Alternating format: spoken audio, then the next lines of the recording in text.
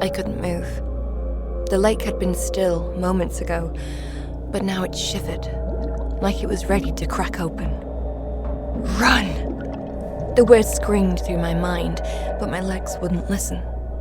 The water split with a thick slurping sound. Something dark heaved toward the surface. A slick, writhing mass, and my body finally obeyed. I turned and ran. Behind me, the lake burst open with a wet, violent roar. I didn't look back.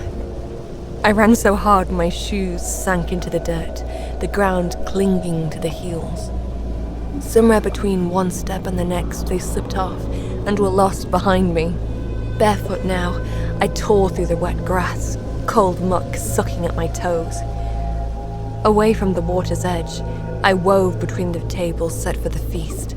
Onward. In the air around me, something dark and formless was gathering. Shadowy figures gliding between the trees, leaking moisture as they moved, dripping gloom that splashed without a sound. They slithered along the edges of my vision, their outline shifting, never fully forming, and they wailed. Long, mournful cries that cut through the night, sharp as blades dragged across glass. Gods, how I ran! I reached the edge of a crumbling ruin and dove behind the low stone wall.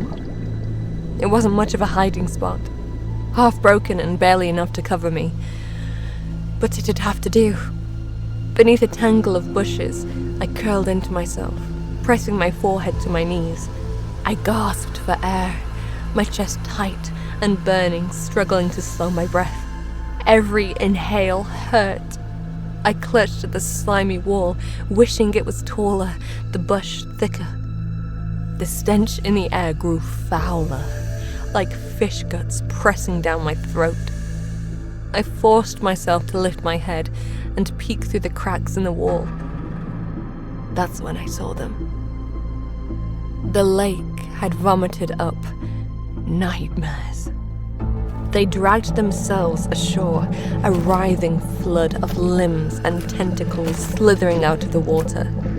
Joints bent the wrong way, limbs stretched too long. Pincers clacked, tentacles lashed, and the air grew wet with sticky sounds, like sodden rags slapped against the ground. Their bodies dripped with muck, like they'd clawed themselves from the deepest ocean trenches. Dozens of them.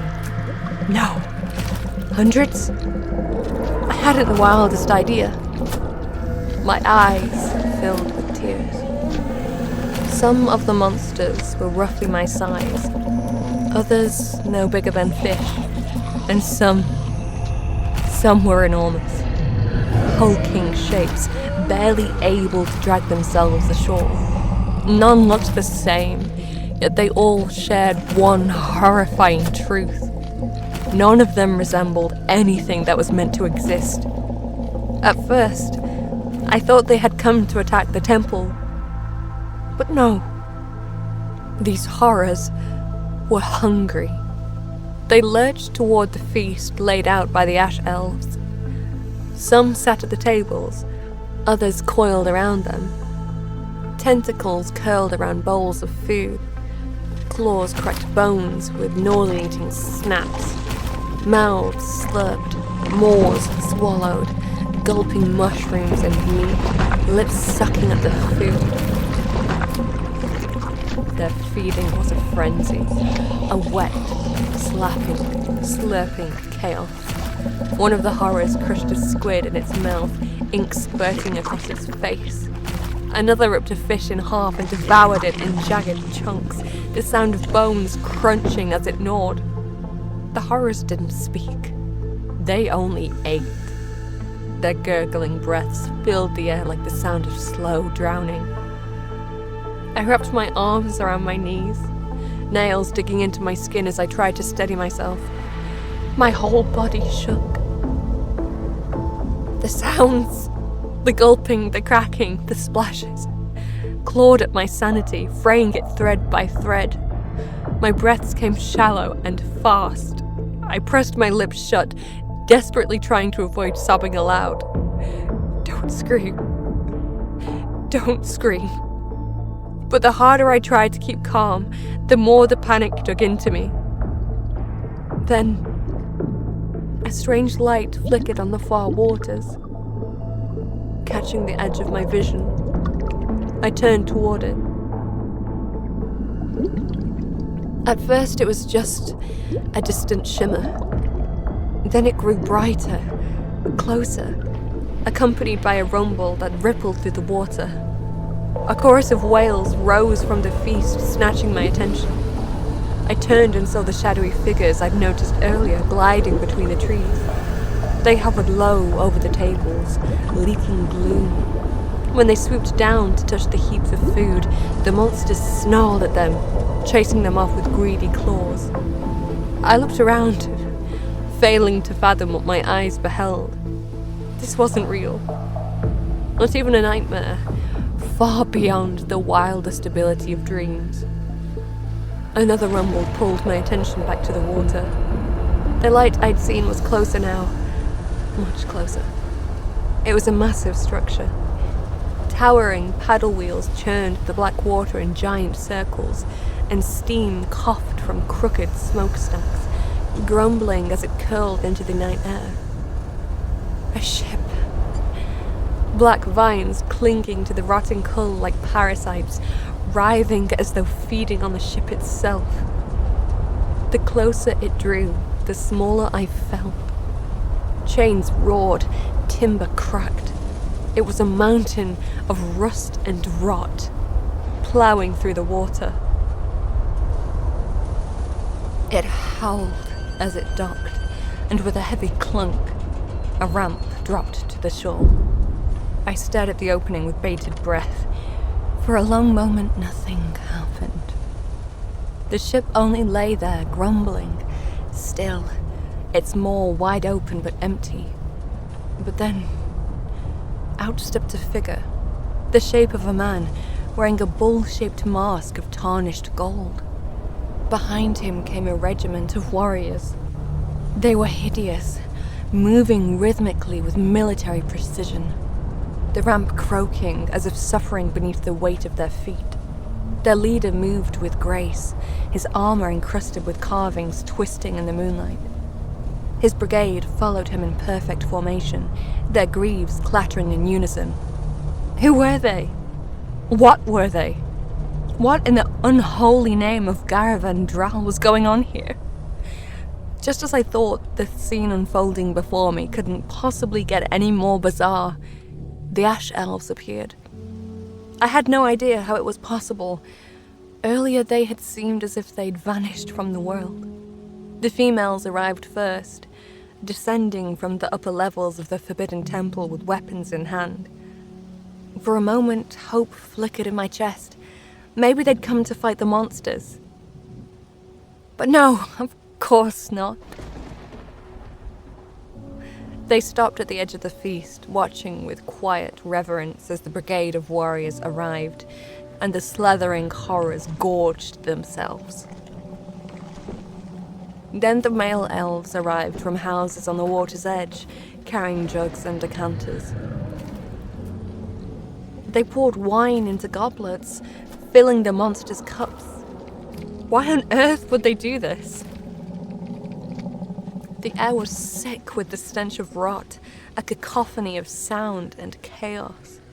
And yet, there was a strange rhythm to it all, a terrible, dreamlike logic unfolding before me, as if the entire feast was a dark pantomime written by some unseen devil. Among the female elves, one stepped forward, catching my eye. Her crown of antlers gleamed under the moonlight, and her long robes trailed behind her like raven wings.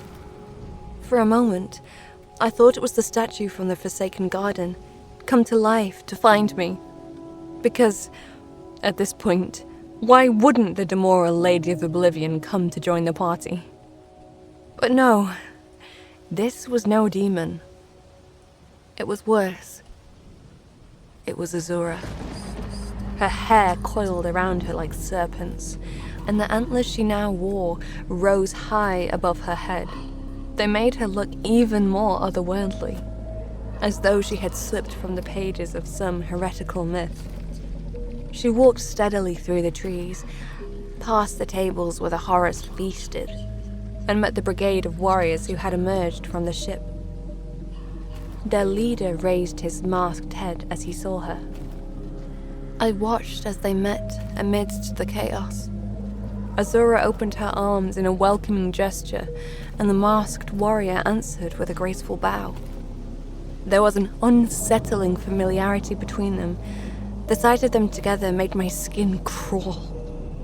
What beyond the veil was all this? Something wet brushed against my leg. I froze. Slowly, I looked down. It was a slug, bloated, the size of a baby, with a thick tongue protruding from its mouth, sucking on my stocking. I couldn't help it. I screamed. The sound of my scream shattered the rhythm of the feast. Every movement, every slurp, crunch, and gulp stopped as if someone had snuffed out the wind. Heads turned towards me, slowly, all at once. The air grew heavy with anticipation. The monsters stared with translucent eyes, their jagged maws twitching. The shadowy figures shifted between the trees, their shapeless eyes widening in the dark. The ash elves looked my way too, and the warrior at the head of the brigade tilted his golden mask in my direction, a motion quickly followed by his entire brigade. And then Azura. Ah, Emilia, my child. I was starting to worry you had swam away. She called out, her icy voice sounding strangely sweet. Was she mocking me? Every pair of eyes was now locked on me. I clutched the crumbled stone wall, trying to disappear into it, to melt away and slip into the cracks between the stones. Come to us, dearest. There is no need to hide. My heart pounded.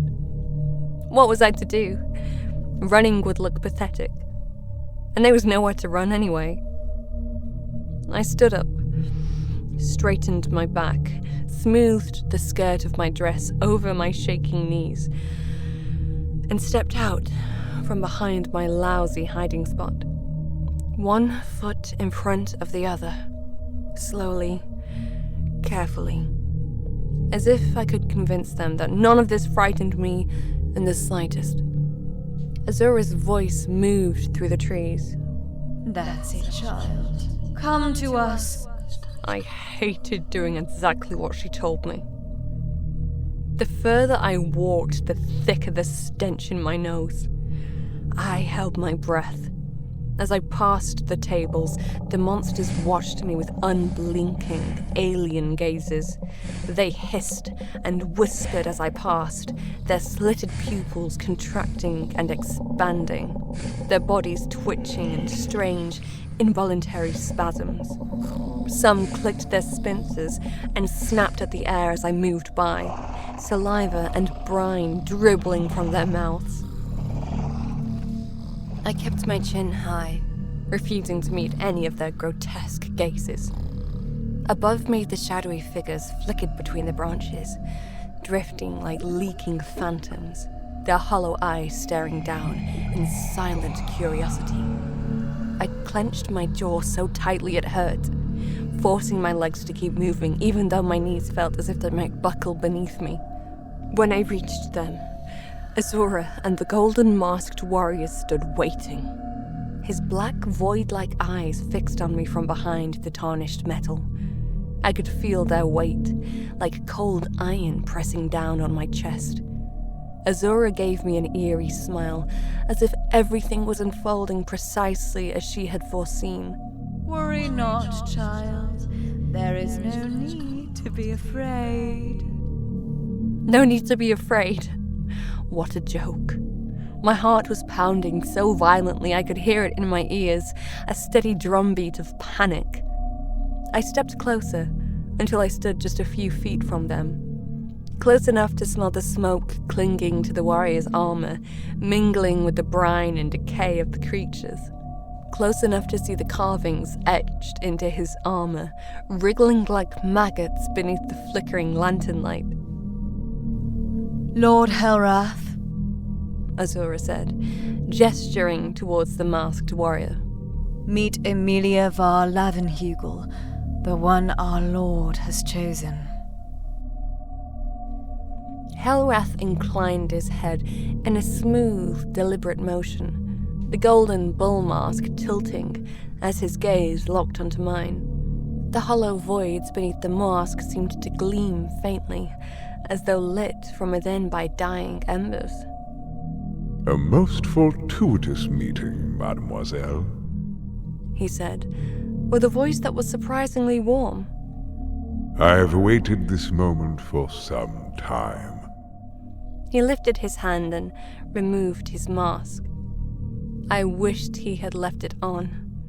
His face was a disaster, a visage of congealed blood and scorched bark, twisted into something half-solid, as though he had been burned alive and hardened into living wood. Worm-like veins ran beneath cracked skin, pulsing faintly in the lantern light. On behalf of our Lord Tsar Ravendural, I come to collect what is owed, a small, humble token of your devotion. He leaned forward slightly. But I am told you are reluctant to part with it. You want my eye, I said. That's insane. He gave a hearty laugh. Ah, mademoiselle, insane? No. Merely tradition. A small inconvenience, you see, but one that ensures greater things to come. He spoke as if we were discussing the weather, lightly, conversationally, with no more weight than if he'd asked me to lend him a handkerchief. And truly, he continued, brushing a gloved hand over his ruined chin, it is but a single eye. A trifling gift, wouldn't you say? In exchange for the blessing of the Lord of the Shattered Reaches? I assure you, the process will be over before you know it. Painful for a moment, perhaps, but well worth the reward. I stared at him in disbelief. I won't let you. His smile faltered, and he let out a sigh. Mademoiselle, no pact with the Abyss is sealed without sacrifice. This is no Laumaean cathedral, where men grovel before feeble gods, pleading for help and receiving nothing. When you entreat the Abyssal Ones, you receive precisely what you ask for. But I haven't asked for anything. I just want to go home. Exactly, Azura said. And if you wish to survive your journey home, you will need an escort, something I am unwilling to provide before you have spent 9 months here. It is all rather standard, I assure you, Helrath added. I glared between them, then jerked my chin toward Azura. If I have to give up my eye, then why does she still have both of hers? Oh, my sacrifices to the throne of thrones, dear child, were far greater than a mere eye. Believe me. I bit back a curse, my hands trembling as I fought to keep my composure. My mind whirled, searching for a way out.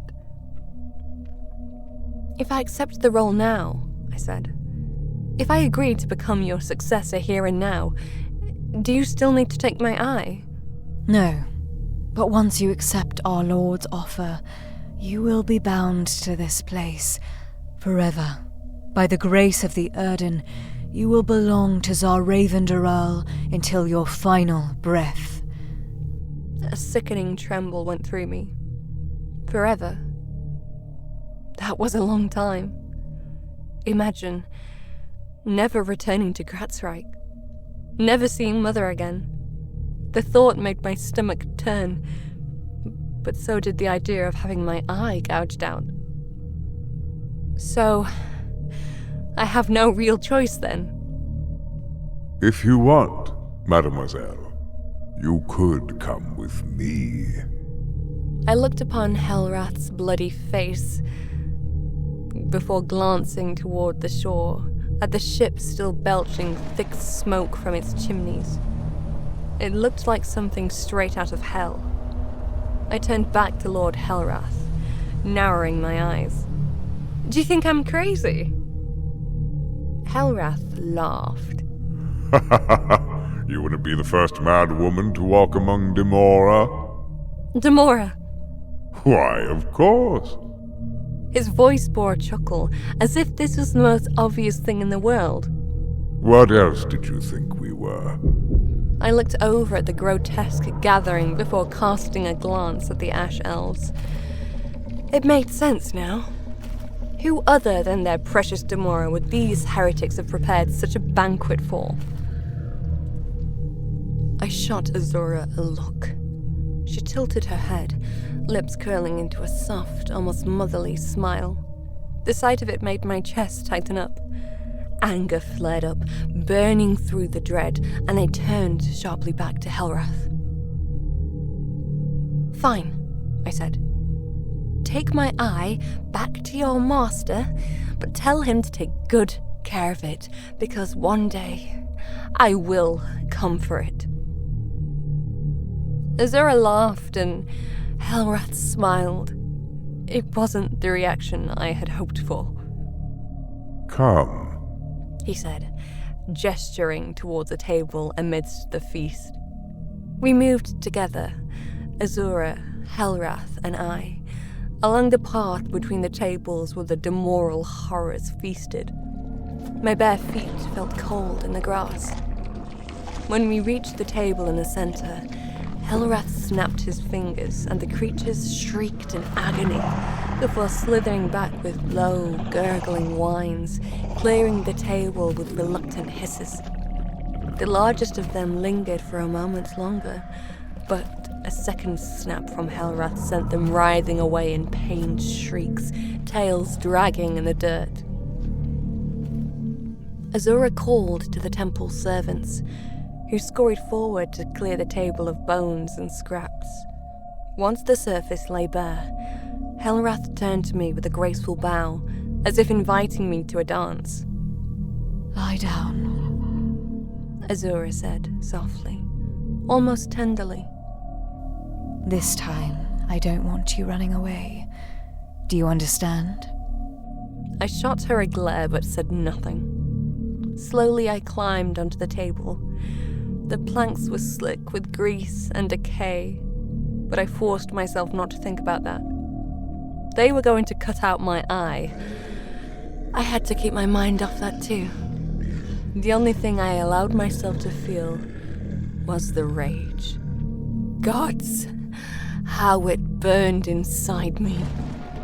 I stared at Azura, my jaw clenched tight with hatred. How dare she do this to me? I would endure it, yes, but only for now. I would play along for 9 months, and when the time came, I would demand my escort back to Gratzreich. And when I returned home, I would tell Father the truth about the Ash Elves and their accursed practices. The Empire's banners would fly over Loch Lalesh. Their shrines would be razed to the ground. Even their so-called gods would feel my wrath. I swore it silently as I lay back on the table, waiting for the inevitable. Helrath gave a quiet command, and at once, slick claws and slimy tendrils slithered over me. Their clammy grip wrapped around my limbs, pinning me down. I shuddered as they held me fast, their wet bodies pressing me into the slick wood. Outside, I kept my cool, but inside, my heart thundered. I stared up at the black sky, wishing I could disappear into its endless void. Azura climbed onto the table, straddling me with unsettling ease, her antlers casting long shadows across my face. She tilted her head, observing me like a spider watching a moth caught in its web. "Shh," she whispered, stroking my cheek with the back of her hand. "It will be over soon." The creatures around the table gurgled and croaked, their gleaming eyes locked on me, waiting. Azura reached beneath her robes and drew out her knife. Its tip was still stained red from her earlier attempt on me. It caught in the moonlight, glinting smooth and sharp as a claw. For a second, a thought flickered through me. Was that the fang of Zoraven? Not that it mattered. Any old blade would do, wouldn't it? I bit down hard, grinding my teeth. I would not scream. But the moment the blade slid beneath my eyelid, a low whimper escaped me, soft and helpless, like a child lost in the dark. My lips trembled. I hated that sound, hated how weak it made me feel. "Shh," Azura soothed again, her voice barely more than a breath, an unsettling lullaby. I couldn't tell if she was trying to comfort me or savor the moment. It didn't matter. The pressure came next, steady and deliberate, as the blade pushed deeper beneath the slick curve of my eye. I felt it glide against soft tissue, slicing through sinew and membrane, cutting the cords that held the eye in place. The pain was maddening. It flooded every inch of me, pulling me under. There was no escape, no air, no end, just the crushing weight of it, pressing from every side, dragging me deeper, farther from myself, until I was nothing but a thread unraveling in the dark. Defiance crumbled into surrender, and screams ripped from my throat. They were wild, jagged, uncontrollable. They were the sounds of something tearing loose from somewhere deep and feral. The monsters pinning me to the table recoiled, their grip faltering on my trembling limbs. Even the shadowy figures above drew back, cowed by the horror of my cries. The world folded inward, collapsing under the weight of the agony, until there was nothing left. Nothing but pain. And then, nothing at all.